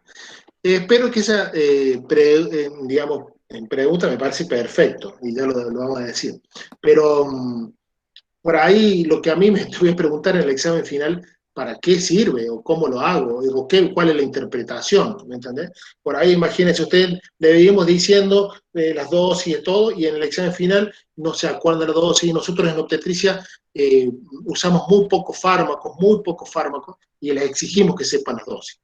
Ahora, para responder a la alumna, se empieza, digamos, con un goteo lento, se coloca 5 unidades de oxitocina, digamos, en una dextrosa al 5%, 7 gotas por minuto. Y se lo va controlando cada 15 minutos, aumentando 7 gotas cada 15 minutos hasta que empiece con contractilidad uterina. Cuando nosotros empezamos con la contractilidad que nosotros queremos, por ejemplo, te lo pongo a 7 gotas por minuto, perfecto. Lo controlo los 15 minutos, no pasa nada. Le agrego a 14 gotas por minuto, perfecto. A ver, tiene una contracción, ¿no? Ponerlo a 21 gotas, hasta que nosotros valoremos que la mujer empieza a tener contractilidad uterina, que la que nosotros necesitamos mínimamente es 3 contracciones, por lo menos de 30 segundos, en 10 minutos. O sea, una similitud a un trabajo de parto. Sí, lo que debe contestar la alumna, no le vamos a preguntar, pero lo que debe contestar la alumna es, como dice, prueba de pose, prueba de parto, OCT, que significa Oxytocin Challenger Test, o desafío a las contracciones uterinas, tiene que incorporarle una dinámica uterina similar a lo que fuese un trabajo de parto. No le va a poner 5 contracciones en 10 minutos de 40 a 50 segundos. Pondrá un patrón contráctil de 3 contracciones en 10 minutos de 20 a 30 segundos, porque si no le va a estar haciendo una inducción más que nada. Y si hay una insuficiencia placentaria, van a aparecer los DIP tipo 2.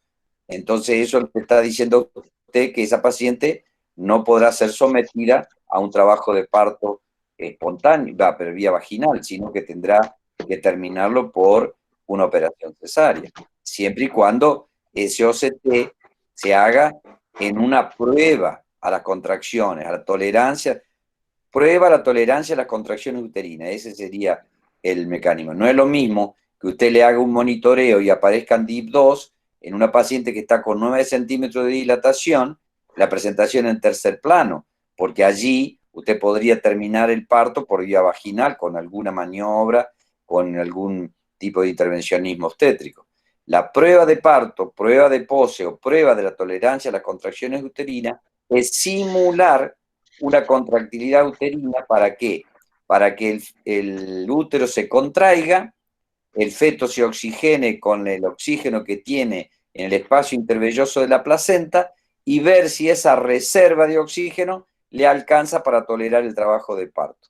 Si hace DIP tipo 2, significa que la reserva de oxígeno que tiene en el espacio intervelloso no le va a alcanzar para tolerar el trabajo de parto. Por lo tanto, no deberá ser sometida a un trabajo de parto. A eso se refiere esa prueba.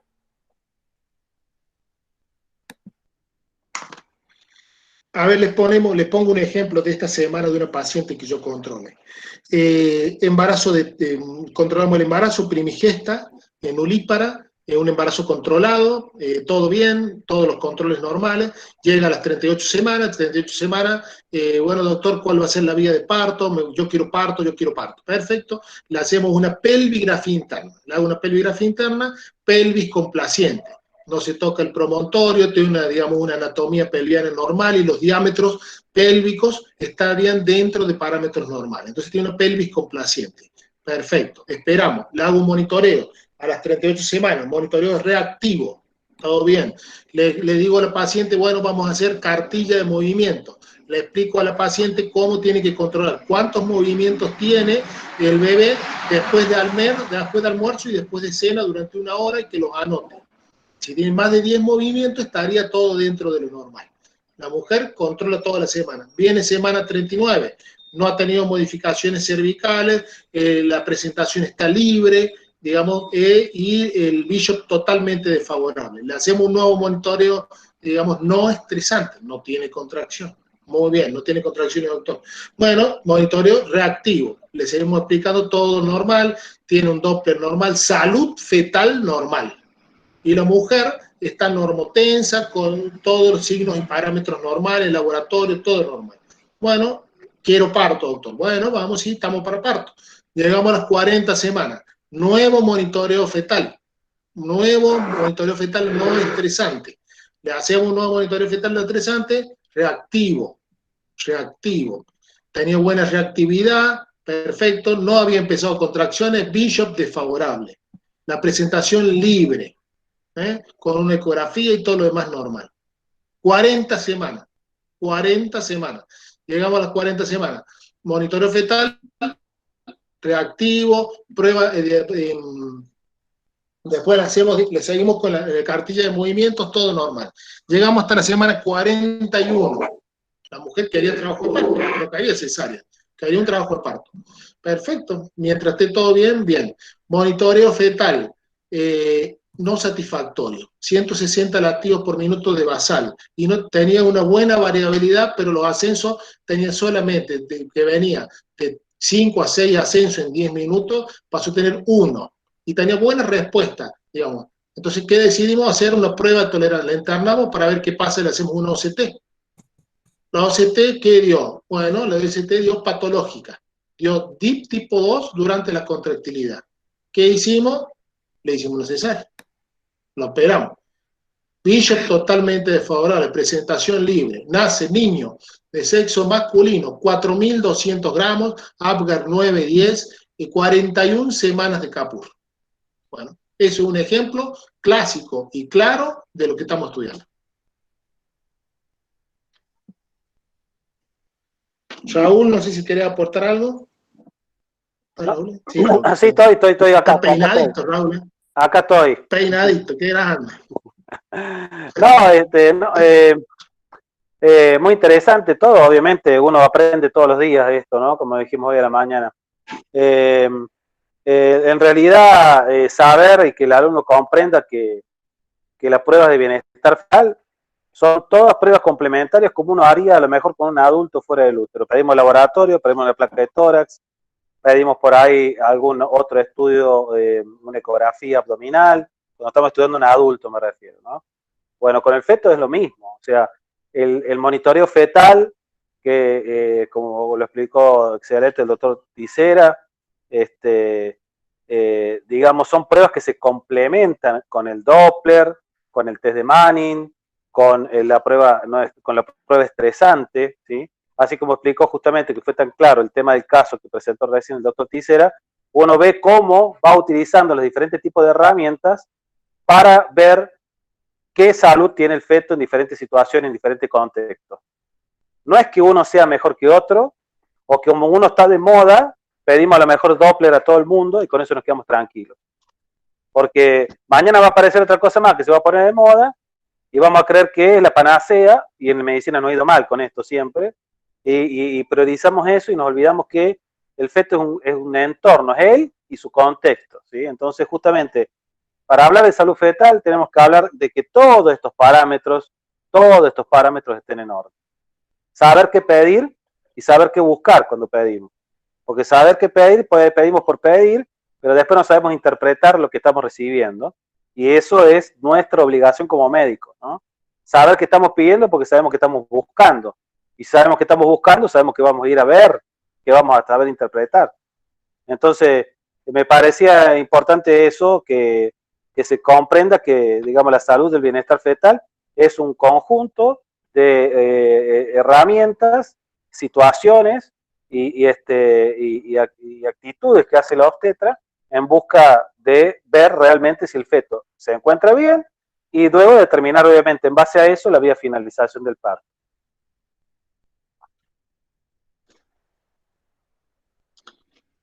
Perfecto, gracias Raúl. No, por favor. Muchas gracias por el aporte. Por favor. Doctor Volati. ¿Profe?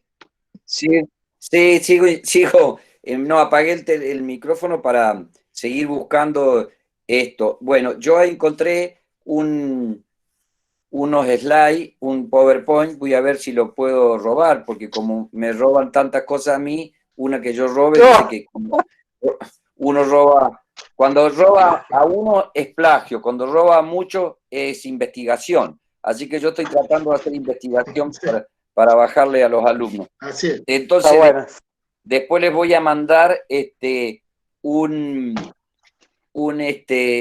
slides a donde me parece que está muy bien y muy bien explicado todo esto que Roberto lo explicó maravillosamente bien, pero como tenemos algunos que son medios duraznos, entonces vamos a tratar de darle algún otro material.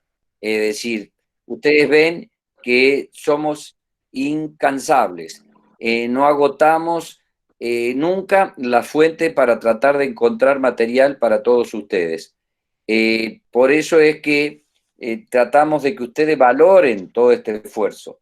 Yo veo que hay 196, éramos 211 al principio, y por allí veo con tristeza, a lo mejor es justificativo porque tendrán otras cosas que hacer, pero lo que aprenden ustedes en estas clases, la dedicación que tratamos de darle cada uno de nosotros cuando hacemos esta clase, no tiene precio, chicos, no lo desaprovechen, no van a tener demasiadas oportunidades y el día de mañana se van a arrepentir de no haber absorbido todo esto. Ustedes son una esponja, pueden absorber todo lo que nosotros le tiremos, pero necesitamos que ustedes se sacrifiquen un poquito. Así que, no obstante eso, yo he buscado este material y no quiero sobrecargarlos porque con lo que tienen creo que es bastante, pero esto va a ser un poco adyuvante, va a ir a aclarar algunas dudas que le pueden haber quedado. Así que por eso es que, a pesar de estar escuchando, no me veía con el micrófono o la cámara prendida. Bien, profe. ¿Me permite, quiere usted, me voy a compartir un poquito pantalla como para al menos finalizar la exposición mía y que es lo que como empezamos, digamos, la clase hoy, con esta imagen. esto que usted siempre nos enseñó, y yo creo que se las robé también a usted, a tantas cosas que le he robado, pero bueno, esto, ¿cómo sabe usted que viene bien el bebé? Si él está adentro y todos estamos afuera. Eso es fundamental. Y bueno, entonces la vemos a la paciente, nosotros la vemos que entra al consultorio, saludando, riendo o no, todo. Y le preguntamos, ¿se mueve el bebé? ¿Se mueve? Sí, doctor, se mueve. La mujer, que ella cree, percibe, por ahí que se mueve. Puede ser un gas, puede ser intestino, puede ser un montón de cosas. Y nosotros cuando vamos a buscar los látidos, a lo mejor más de una vez nos hemos chocado que no los encontramos los látidos y ahí empieza una historia compleja, complicada y un camino pedregoso también y duro. Y como por el tema de la salud fetal, como les dije, la salud fetal es fundamentalmente cómo está el feto, cómo está, digamos, como decía el doctor Serra, tenemos que estudiarlo, ver todas las posibilidades. ¿Cuáles? Las pruebas de bienestar fetal. Las pruebas de bienestar fetal, ¿para qué? Para poder comprender, para poder más o menos visualizar, para poder más o menos entender cómo se está nutriendo y oxigenando ese feto. De esa manera podemos hacer o podemos buscar una buena salud fetal. Así que bueno, gracias de mi parte. Bueno, para que vea que es cierto que el doctor Tisera me roba las cosas, y a mí me encanta que me robe, porque eso es bueno cuando un discípulo le roba algo a su profesor, a su maestro, que no hace más que enriquecerlo, porque ahí es donde está el ego de nuestro que se llena y se pone henchido. ¿Por qué? Porque se da cuenta cuánta influencia puede tener. ¿Ven esa? Sí, exacto. Esa es la prueba del robo. Está en restricción del crecimiento, módulo de RSIU, que yo le pasé a los alumnos míos porque me pidieron que les pasara debido a que yo había hecho unos comentarios sobre, no me acuerdo sobre qué, entonces me pidieron que se le pasara eso. Bueno, se los pasé ahora más o menos un par de horas cuando nos enganchamos acá, o sea que ellos son testigos de que estaba en esta clase, no nos vayan a creer que yo lo puse ahora para pelearlo al doctor Tisera, pero le puedo asegurar que cuando un discípulo le roba algo a su maestro, es muy tonto el maestro que se puede ofender, es muy tonto. Al contrario, tiene que sentirse orgulloso de que está dejando la estela del camino hecho, y eso, facilitar el camino a los que vienen detrás, ya no solo es un derecho, sino es una obligación nuestra, de facilitar el camino a los que vienen de atrás. Por eso, cada uno de ustedes podrá ver en cada uno de los profesores que es la misma actitud, que no hay diferencia, que es una copia, un calco, lo que soy yo, lo que es Roberto, Raúl, Monjes y Valeria. Copiamos, es una modalidad que es dedicarnos a la docencia y regalarles a ustedes todo lo que podamos. Si no, no nos podríamos llamar docentes. Yo siempre les dije que docente se hace, pero fundamentalmente se nace. Quien no tiene condiciones docentes, por más que lo llenemos de un montón de cosas, le va a faltar algo, y es el placer de la entrega. No saben lo que, bueno, esto lo van a aprender cuando sean grandes y cuando tengan hijos, porque el darle a los hijos lo que a ustedes más les gusta, el mejor pedazo de la comida, o su ropa, o lo que sea, les da placer. Y bueno, en esto lo mismo. Para nosotros, entregar todo nuestro conocimiento a ustedes nos da mucho bienestar, y nos sentimos muy tristes cuando no pueden cumplir vuestros objetivos en las evaluaciones. ¿Por qué? Porque estamos sintiendo el dolor de haber entregado muchas cosas y que no hayan sido efectivas. Eso es, no es que nos enojamos, es decir, lo vemos con tristeza, cada uno sabrá el por qué, pero nosotros lo vemos con tristeza. No obstante eso, bueno, me comprometo a mandarles, yo se lo voy a mandar a Roxana, y Roxana seguramente buscará la mejor forma de de hacérselo llegar a ustedes estas